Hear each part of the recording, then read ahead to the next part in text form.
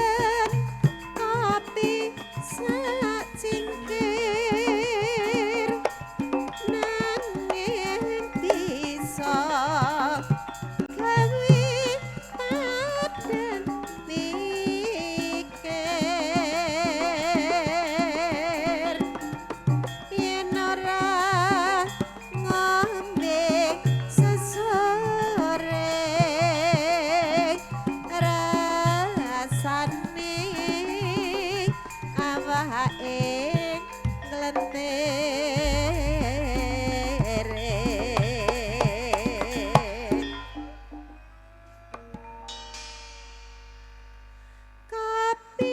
kapijai wis misuwur rasa enak tuwa lan magleke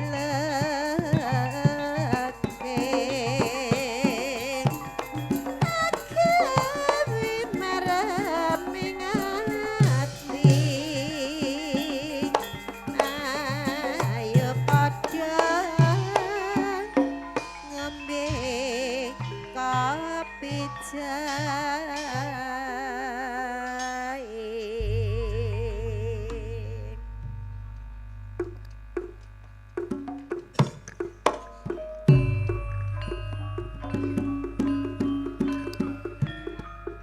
Jarwa Purwa tunggal basaning Baskara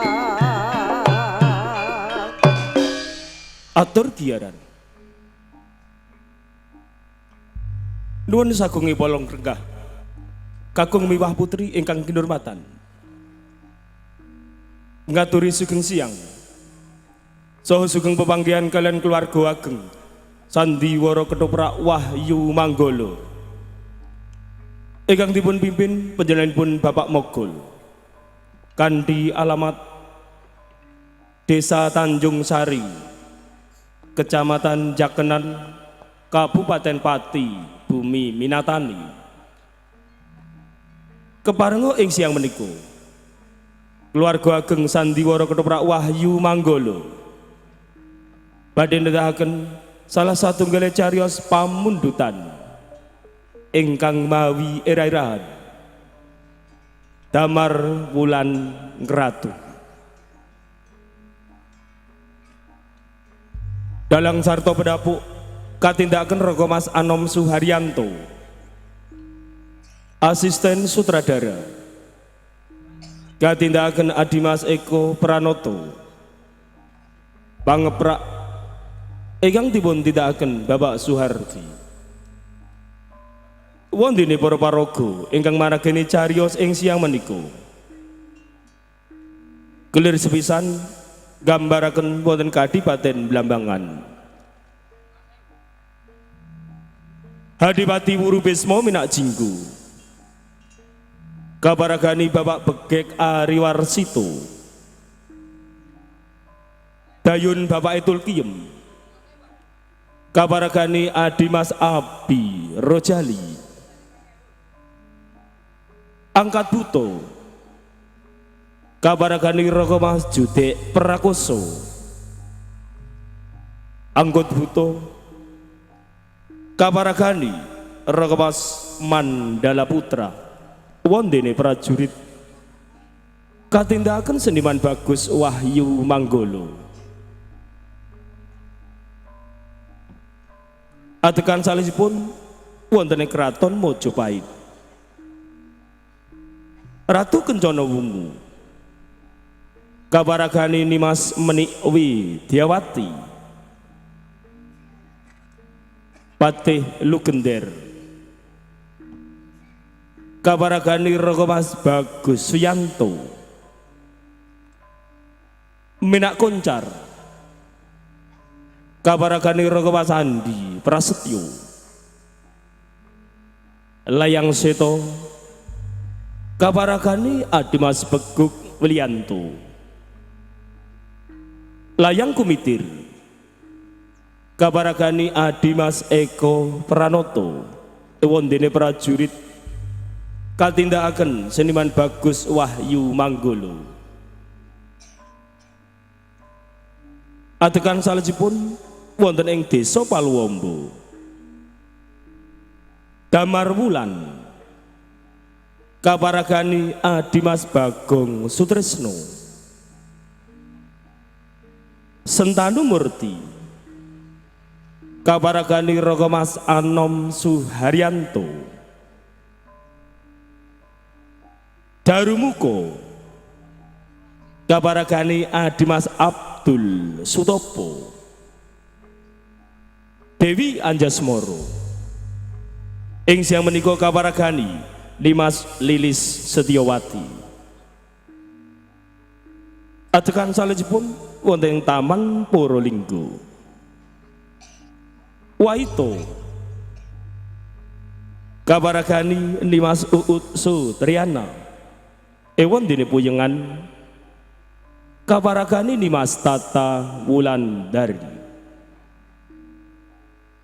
Repat utawi dagelan ingkang badhe nglipur manah panjenengan sami.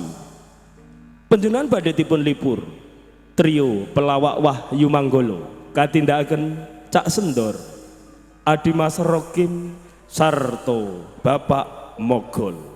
Ewon dene emban katindakaken Sicup Arum Somplak kabiyantu Sisowak Indah Kalola. Megah mengaten para kadang pamirsa sutresna budaya. Para paraga ingkang maragani cariyos ing siang menika. Kita sagotrah saking keluarga ageng paguyuban Ketoprak Wahyu Manggala. Namung ngaturaken sugeng lenggah, sugeng hamirsani ngantos titi paripurnanipun pagelaran. Wusana sugeng hamirsani. Nuwun, nuwun, nuwun.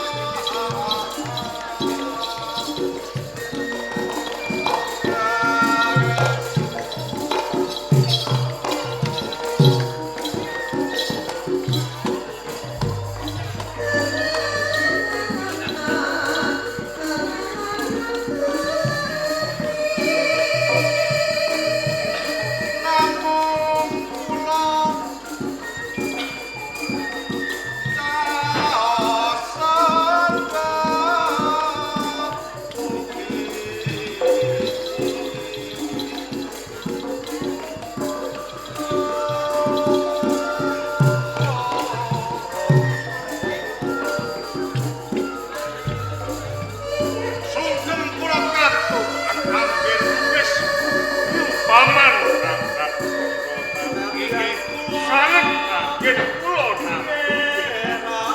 namun pujo astuti kula kemawon di kota sanget anggen kula nampian angger mugi dadosaken sopan kula rene kathah paling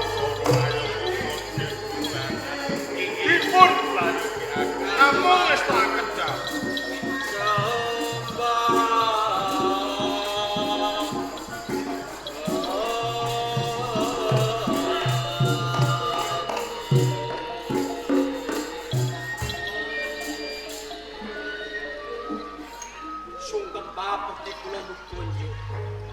Paman angkut Utoman Nanenji kula dika ngaturaken bekti sanget panampi kula namung puja pangestu kula kemawon dika tampi nggih Mas nggih sanget pamudi kula mungkin dadosaken teguh kayuhanan kula yung dipun prayogiaken langkung rumiyin Mas ngestaken dawuh kabeh para tamtama ing Kadipaten Blumbangan Rening aku durung bisa paring dawuh lawan sira kabeh. Mula padha diprayogake nggoning padha sowan. Kiras pantes midhangetake apa kang bakal ndak dawuhke lawan sira kabeh ngono. wis tak dawuh Yung wok-wok ketekur mbek ngeong. Cetut kata jemblem. Yung dayon bapak itu diem yo. Malah ngantuk. Yung kula kudune sing ngantuk tiaku. Kok malah kowe donya. Kula sing karipan gara-gara nunggoni panjenengan sare kula ibiti kersane boten cokot ngamuk. Yung ngono ya. Nggih. Kula kanthi kiyun Pripun lurahe? ning kabeh para nayaka praja wis padha pepak angger. Nggih. Ngadep ana ngersaku yun. Nggih. Kula dikepenake lungguhmu ya yun. Sambil turu nggih. Yo ayo. Wangsul dateng dika paman angkat Utoman. Anak Angger Wuru Bisma. Sasampunipun Raharja swandika ing Kadipaten Blumbangan. Nggih. Topi kula badhe nungsung pawarta.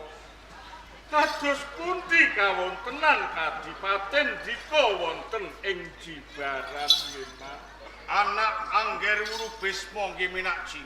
Nggih. Mbok menawi pikantuk berkaso pangestu panjenengan. Saksampunipun kula jumeneng Hadipati wonten ing Kadipaten Jimbaran nyatanipun. Ing dinten sak menika kawula wonten ing Kadipaten Jimbaran babar pisan boten wonten ingkang nandhang jingrangan. Sinasa gesangipun wonten ing pucuk ing pardening nyatanipun ing dinten sak menika sampun saged ngraosaken kabagyanipun agesang. Sepisan kaping kalihipun menika ngrumaosi mbok bilih kula pinangka dados Adipati Telukan Mila. Kula sampun paring dawuh dumateng para kawula wonten ing Kadipaten Jimbaran ingkang supados samekta ing diri sedaya kala wau kangge mawekani mbok menawi sak wanci-wanci Kabupaten Blambangan menika ngersakaken sabiyantu saking Kadipaten Jimbaran. Nilaaken gumpanuwun ingkang tanpa upami. Nggih. Dene sedaya kawula dika ing Jimbaran ugi sami nderek nyengkuyung dhateng bab karepotanipun Kadipaten Blumbangan. Kados ngaten nggih. Mila pakaryan ing becik dipun lestarekaken. Kersanipun dipun tulat saking para prajurit ing Blumbangan. Namung ngestokaken dawuh ana. Kadang dika paman angkut Utoman. anak Angger Wuru Bisma minak jinggo nggih kula Lajeng kados pundi kawontenan Kadipaten dika wonten ing Gunung Lancip. pikantuk berkah saha pangestu panjenengan anggen kula lumentah wonten ing Gunung Lancip sedaya pra kawula sami ayem tentrem gemah dipah Anging kula mboten nate nyukiaken perkawis kewajiban kula. Saben setahun sepisan kula sok mendung marang ing ngarsa panjenengan. Iya ngaten nggih. Mila manggih kula ugi ngaturaken kung panuwun dening sedaya kawula ndika wonten ing Gunung Lancip ugi tansah nyengkuyung dhateng Kadipaten Blumbang. Namung kemawon man nggih angkat buta lan angkut buta. Nggih kados pundi? Salebetipun Piswanan Agung ing Kadipaten Blumbang ingkang badhe kula rembak. Namung bab perkawis anggen kula menika urung jauh kalian Suba Siti nggih senana kencana wungu. Iya. Mongko nalika semanten maja puwit geger saking tumindakipun Kebo Marcrewet. Marcuet. Ayun Marcrewet. Marcuet. Marcrewet. Marcrewet. Marcuet. Nggih. Monggo punggawa praja ing Praja Majapahit. Boten wonten ingkang saged ngendharat agengipun Mejahi.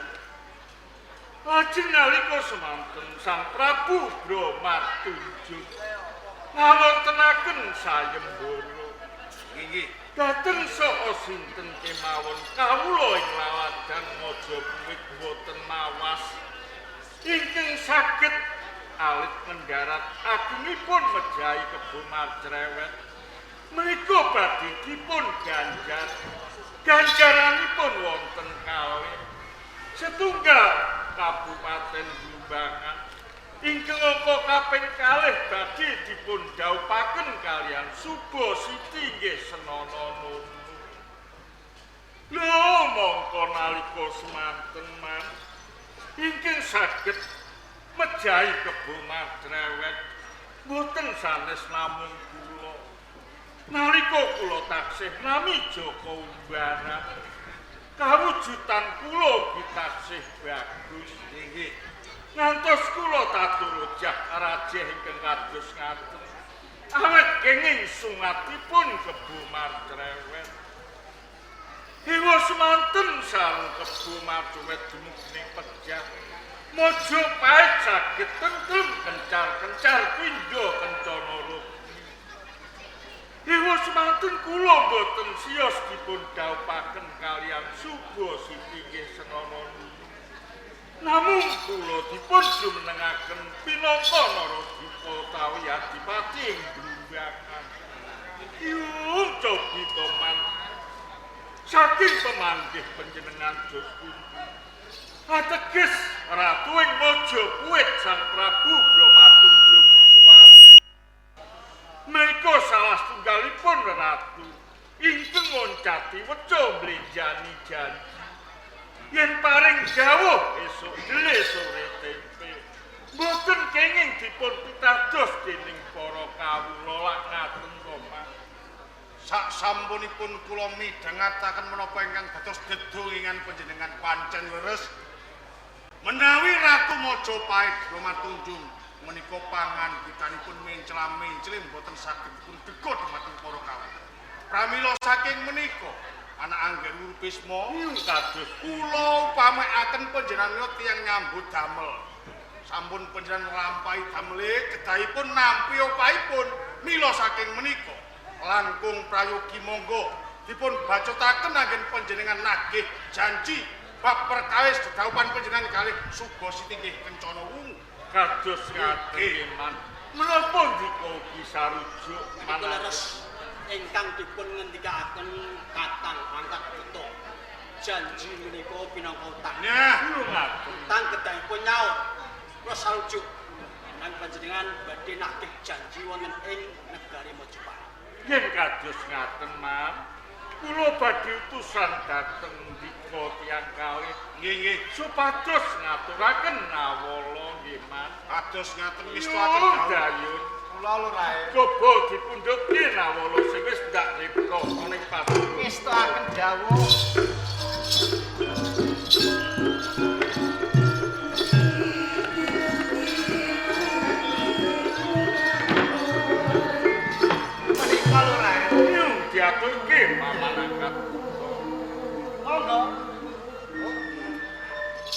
Paman angkat kita Anak Angger, menika nawala panglamar ngaten nggih. kok menawi ing mangkinipun panglamar kula dipun tampik kalian Yayu Subro Siti Senono. Dika kula kantenipun bolan pasisa nggih. Ram Truwaca dawuh panjenengan Anak Angger, pramila kula nyuwun pamit badhe nindakaken pakarya. Kula during irek bergadaning prajurit ingkang dipun ingkang jati. Prajurit, derek ya. Monggo Gusti.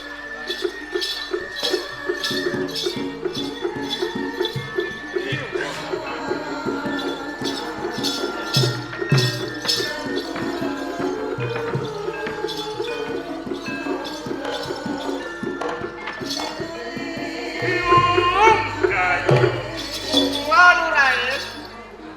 Rening sawetara aku ora ketemu lawan garwaku ayo wangi. Inggih kersa panjenengan.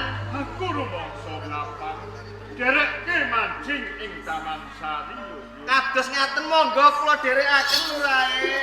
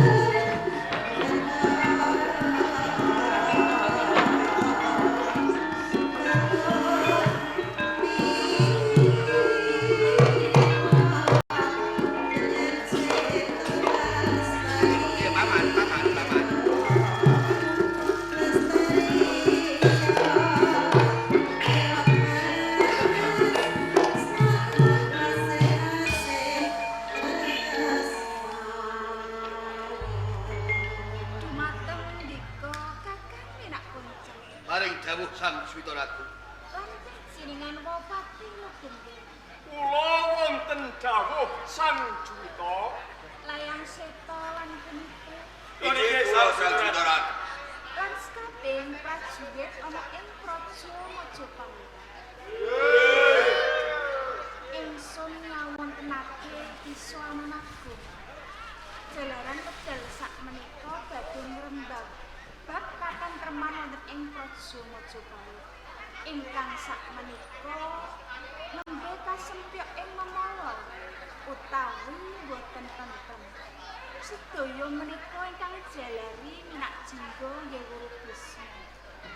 Ngantos kathah saka guru ingkang sami gugur satengahipun medan waga jalaran boten kuwali ngadepi kridanipun minak jingga.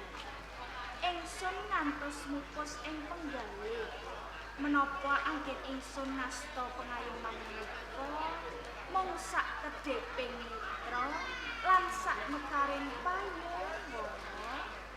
Duh Sang Juwita Ratu Kencanawu. Panjenengan ampun mupus ing penggalih. Sebab menapa negari Majapahit menika negari ageng tasih kathah senopati perang ingkang sagah nglawonaken Guru Bisma minak jiwa. Mila Sang Juwita kula nyuwun medal sawetawis kula tak tembakan kalian minak kuncar. Menawi ngaten ingsun ngumandhakake. Kuncar, Paman Patih Lugender kados pundi? kowe iki kalebu saka guru ing negara Majapahit. Oh nggih. Yen ana kahanan kaya ngene iki, mbok yo melu mikir, melu urun-urun rembug. Aja kok mung cukup kepenak lungguh jibrang sila tumpang. Ben sasi kuwi yo nampa gaji, ben wulan yo nampa bayaran. Mbok yo amrih apike urun rembug kepiye? Perkara iki bendang lampung. Kaya Leres niki leres kok. Menawi Jalaran sampun dipun keparengaken Sang Juwita Ratu, kula badhe nyambut ngendikanipun Paman Patih Lugender. Sumangga Kakang. Paman Patih Lugender, Kepriye, Tar? estunipun kula pribadi ugi nderek prihatos atas guguripun para saka guru wonten ing Praja Majapahit. Rangga Lawe Hadi Pati Tuban ugi gugur wonten ing Aranggana. Sindhurejo Kediri ugi gugur wonten ing Medan Loka.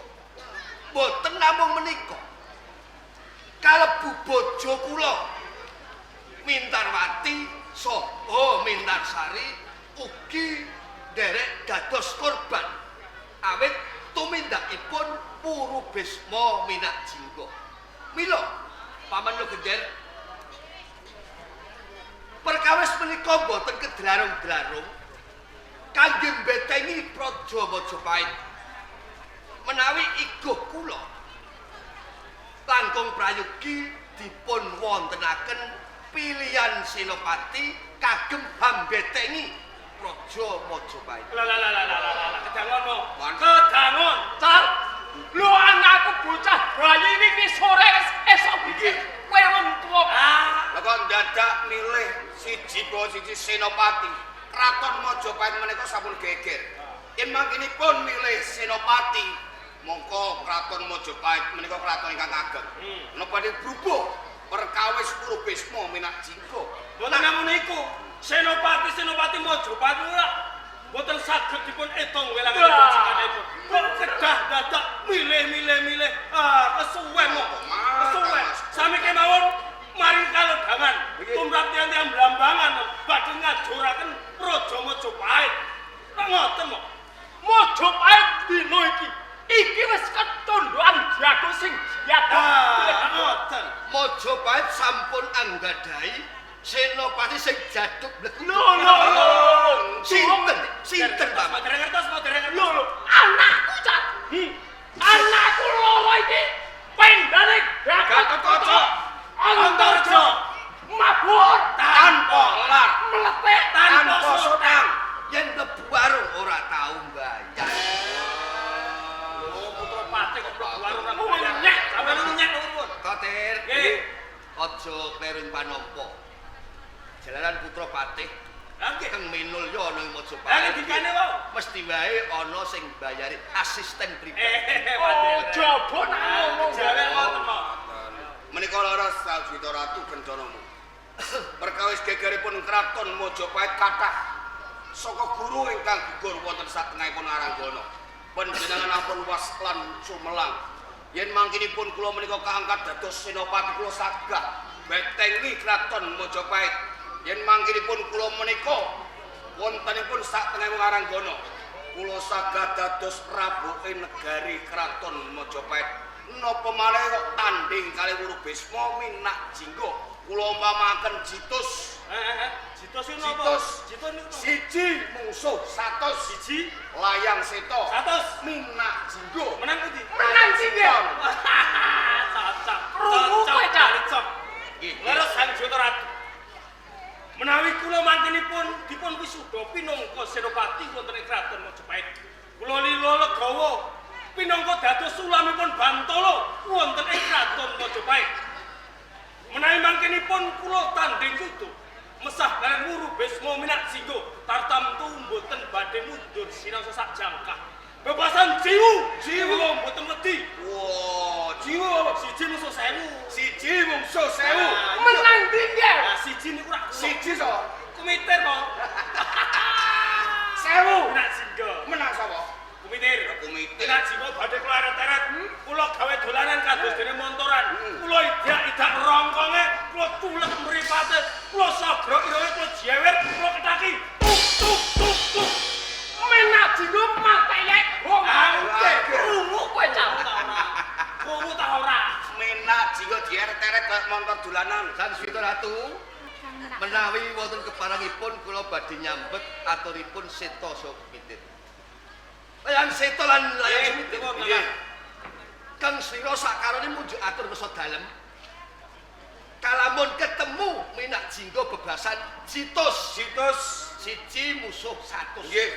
Siji layang seto 100 minak jingga isih menang Layang Seto. Datan beda kumitir. Jiwu. Siji musuh 1000. Siji layang kumitir 1000 minak jingga Oke. isih menang layang Oh, kumitir. menang kula cacah-cacah kula oseng-oseng bakane wae. Nanging Lho, nuwun. senajan tok aturmu ngeso dalem Sang Jita Ratu, kuwi daki-daki muluk-muluk kanggone aku dhewe. Kuwi babar pisan ora percaya. Dasaripun Ilmu apa? Mergo napa? Nalika Majapahit digempur dening musuh ora ana liya wong ing Kadipaten Blambangan. Nggih. Campuring perang ana ing Aranggana. Aku ora weruh irungmu ana ing medan loko. Apa aku percaya? Bentar. Panjenengan menika mboten mangertosi perang ageng Kadipaten Blambangan lan Kraton Majapahit. Ya. Kula menika nggih perang ngirit kathahipun prajurit wonten ing Kraton Majapahit. Rening dinten menika kula nembe kemawon masuk angin. Weteng kula niki lara, kula manggon mburi wonten ing prajurit. Wonten prajurit teng ajeng kula singking. Menawi kula benten nalika semanten ngepasi udan angin campur gledhek. Pengapesan kula niku ora ndungu gledhek. Kula niku gemeter.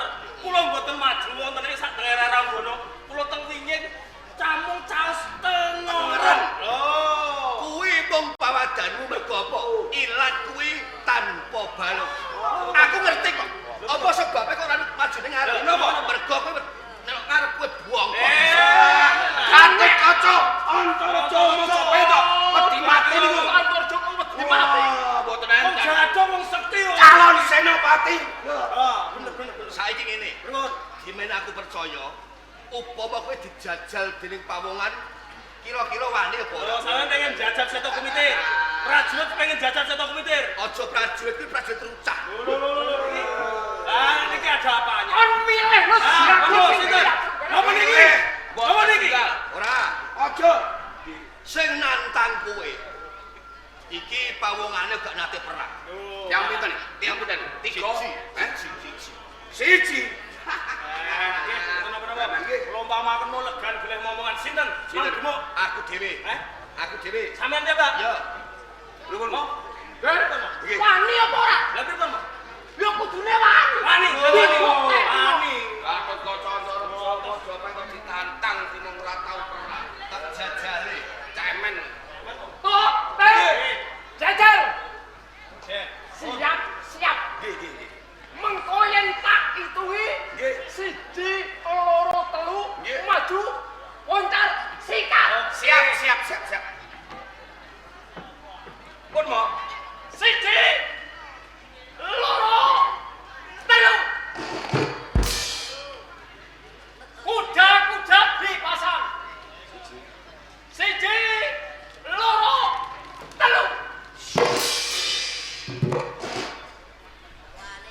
1, 2, 3 maju. 1, 2, 3 maju. Getok. Wong dikon maju kok malah mundur. Niki pun maju. Maju ku yo ono. Ateges kula niku mboten wani kalian Ah, tak. iya, Ji. Kula niku isin. Mergo kowe bocah no. Wong wong tuwa. Kula sing muda tumaru. Kenal boten kondang. Nek kalah, ya cerita kok. Tuwa, musuhe nggih tuwa. Kakak konten goleknya pusat sing tuwa. Golek musuh. Panjenengan pengen tos. Terus, Panjenengan ya, Pak. jenengan musuhe. Musuh tuwa, musuh tuwa. Wah, ciloko. Dados imbang. Anggere ono apa-apa wong tuwa. Angke. Tunggu. Oh, jurus mau. Siap. Siap, gerak. Kuda siap. Siap. Persiapan jurus. Persiapan jurus. Siji, loro, telu mau. Ya. Hai. Woi, Jurus napa kok? mau. Jurus bango. Oh, nyucuk irungmu, Cak. Cucuk bango. Cuk. Mata ya. Siji, loro, telu. Ya. Jurus napa mau? Jurus ular. Ular. Ularnya joget kok.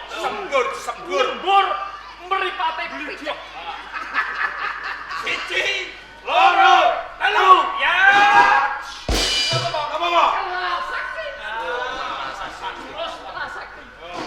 Nembe ngoten mawon pun gedhe-gedhe. Nggih to. Koncar ngerti aduros ngene iki. Dheweke wis gemeter. Niku dipun sajo. Mana wanine kok nglimpih. Ya.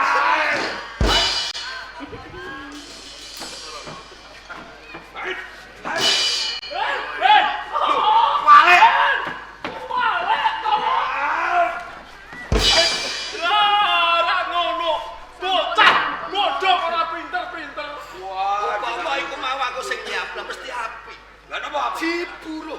Napa iku? Dicitakon lebok kiro. Cimuten. Napa iku? Mut. Mut apa? Dekne. Sampun-sampun kakalan panjenengan pate mboten prayogi mawon rasakipun. Amin, amin. Kula ingkang sowan sami sira. Tentang apa?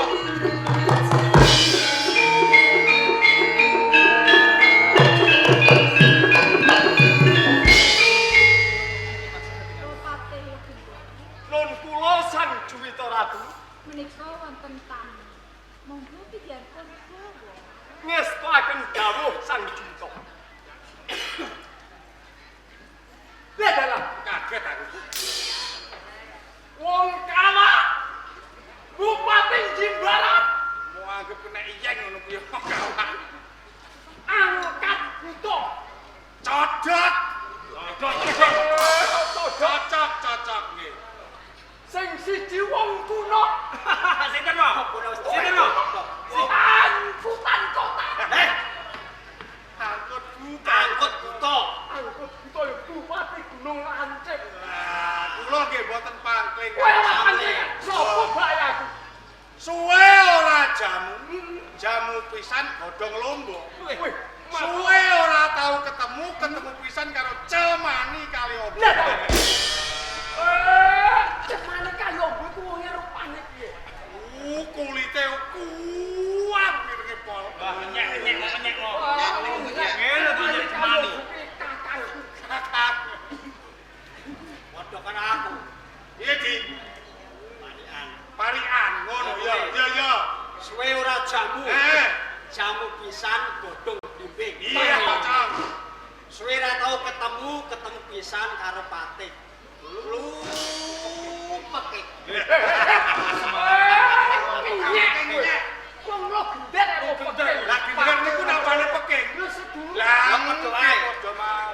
Kuate lo gender. Gojek sawon. Nggih Gusti Pak. Angkat buto, angkut buto. Miyak saging sentono kang padha segok munggah ning Mojopahit duwe perlu. Pengen pinanggih kalih Sang Juwita Ratu. Oh, kaya ngono. Nggih, Tak aturi mendho sarta. ngestokaken dawuh. Sang Juwita angkat buto, angkut buto, minggah wonten negari Mojopahit kepengin pinanggih panjenengan dalu Sang Juwita. Sampeyan dosa wetawis. Ngestakaken Layang seto lan puniki. Nggih. Keliru. Angkat buta lan angkut buta. Sang Juwita Ratu Kencana. Aduh saka blambangan miyak saguning sentono Nggih. ing pendopo Mojopahit. Sira pengen pinemu kalawan ingsun. Menika leres Sang Juwita. Tenane nemu wigati apa? Jalaran ing dinten sak menika kula dipun utus kalian Kanjeng Adipati Menak Jindhu Wirubisma kinen ngaturaken nawala kunjuk dumateng panjenengan dalu. Ngaturake mawon. Ngestokaken dawuh. Nanging angkat buta. Nggih. Sadurunge nawala ingsun tampa. Nggih. Apa sira mangerteni ijiane nawala kuwi? Babar pisan dereng Sang. Merga apa? Nggih. Lamun ta ijoane nawala Kutawati. Pisoanan agung bakal tak gawé. Sira mirunggan mrigi kalawan ingsun ana ing kapunturan. Nggih. Lamun ta ora pati, enggal aturke.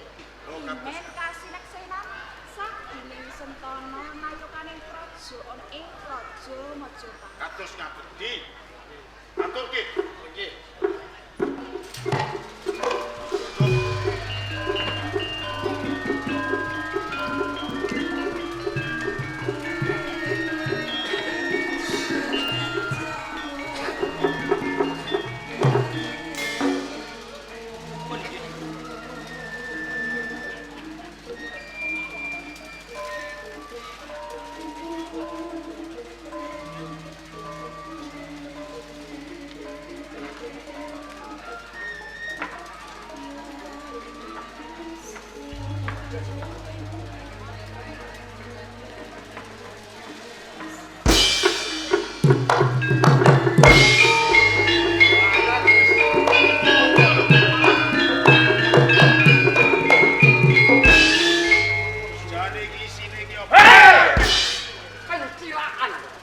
kaget aku. Ngamono Ya sopan blas. Kanjeng Ratu arep kok.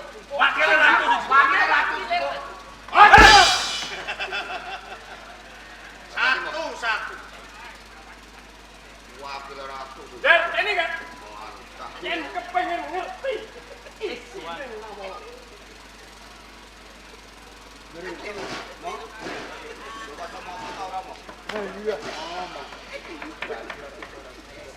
Sing golongan ya to sing.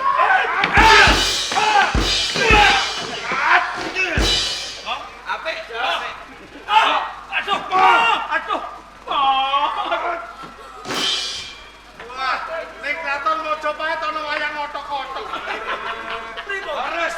Goblok kok ya. Putramu jenenge kok cacek satu. Cacek apaan? Lah keduane to. Lho aku mau ra kondo. Sing golongan ya to sing.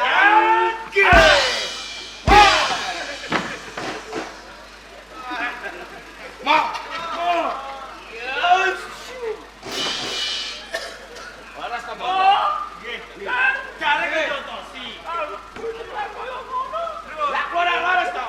kamu sing golongan pisanan ya to sing.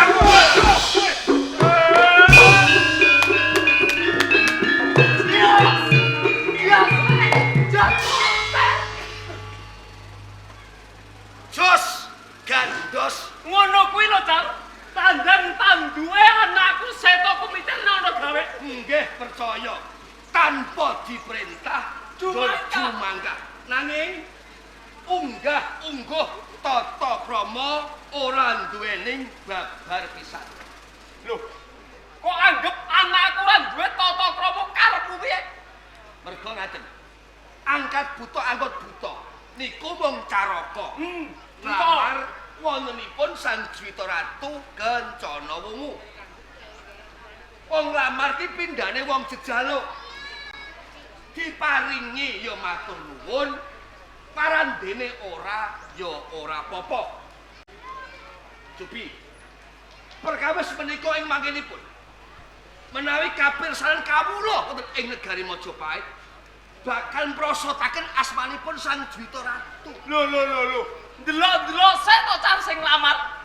Lho wong sing lamar kuwi ngurubes momen ajinggo. Angkat-angkut kuwi utusane. Kuwi musuhane Majapahit. Lho nek ora ndang disernake. Cilaka, Car.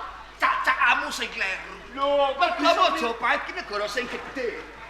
Godhange kasusilan, kedunge kasusastran. Ya to?